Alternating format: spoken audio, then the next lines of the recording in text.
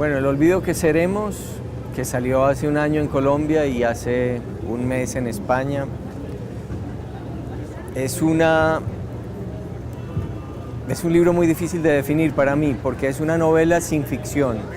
Es una novela donde todo lo que cuento es verdad. Es una novela donde no quise cambiar ni la cronología real de los hechos, ni los nombres de las personas, y cada personaje tiene su nombre propio. Tampoco quise cambiar nada de lo que ocurre ahí. Es un libro que yo quise escribir desde hace 20 años y nunca había podido hacerlo. Hace 20 años asesinaron en Colombia a mi padre y yo supe desde ese momento, aunque todavía yo no había escrito ningún libro, que algún día iba a contar esa historia, la historia de la vida y de la muerte de mi padre. Pero nunca encontré el tono durante muchos años.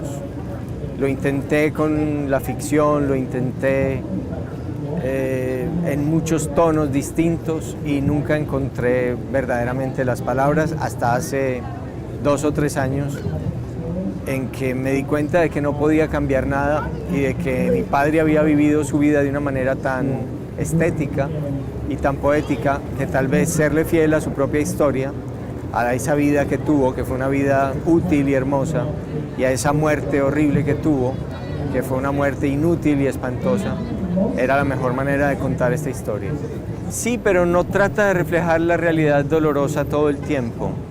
Es antes lo contrario. En Colombia se han publicado infinidad de libros desde el punto de vista de los asesinos, infinidad de libros escritos por guerrilleros, paramilitares, narcotraficantes, muchos libros sobre sicarios y en cambio muy pocos libros sobre las víctimas.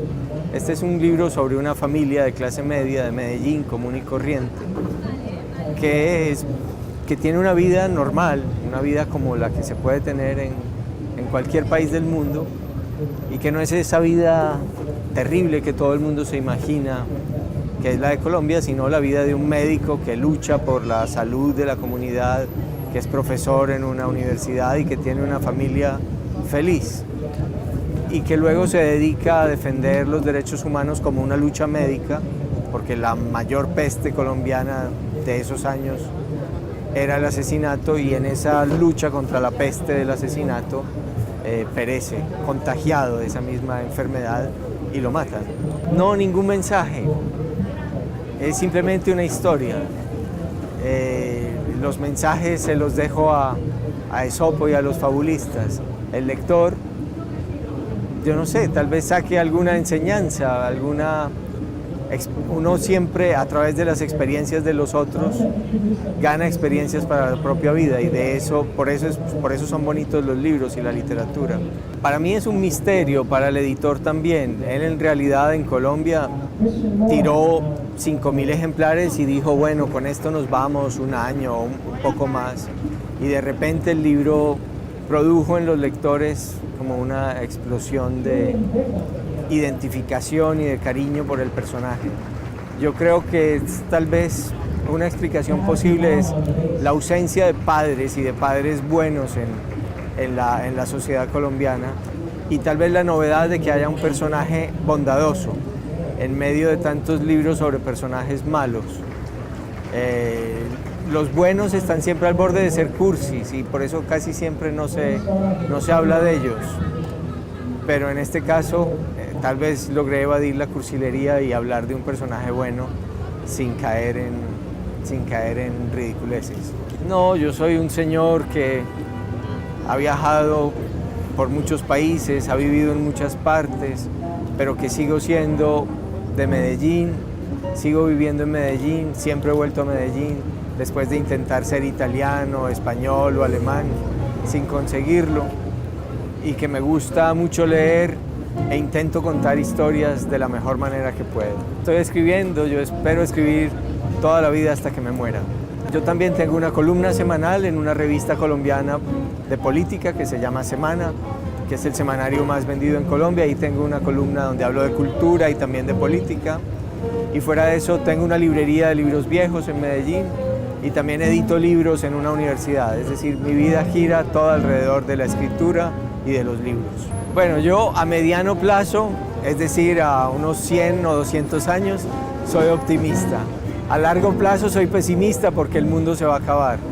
Pero a medio plazo soy optimista, no hay mal que dure 100 años. Nosotros llevamos 50 años en una especie de guerra de regular intensidad. Yo espero que se acabe. Bueno, vamos a estar en una reunión con un amigo de él de juventud, que es Plinio Apuleyo Mendoza, con el director del Instituto Cervantes en Nueva York, y yo, que no soy un amigo de juventud, sino un conocido más o menos reciente de García Márquez, pero un lector de sus libros, un lector fascinado de sus libros y un lector fascinado de 100 años de soledad. Vamos a hablar de esta nueva edición preparada por la Real Academia y por Santillana. La primera que se hizo de este tipo, masiva para América y para la península, fue la del Quijote, y la segunda que se hizo es esta del Quijote americano, como la definió Carlos Fuentes. Decir algo nuevo de él es muy difícil. Lo que puedo decir de muy conmovedor es que desde cuando lo conocí en La Habana, hace unos 10 o 12 años, yo sentí que tenía el gran privilegio de estar al lado de un genio de la humanidad y tuve la sensación de que mi vida ganaba en riqueza porque había estado al lado de una especie de Homero de las letras americanas, un fundador de nuestra mitología, de nuestra fantasía, de lo que está a la base de historias que en América Latina y particularmente en Colombia reconocemos como lo más propio.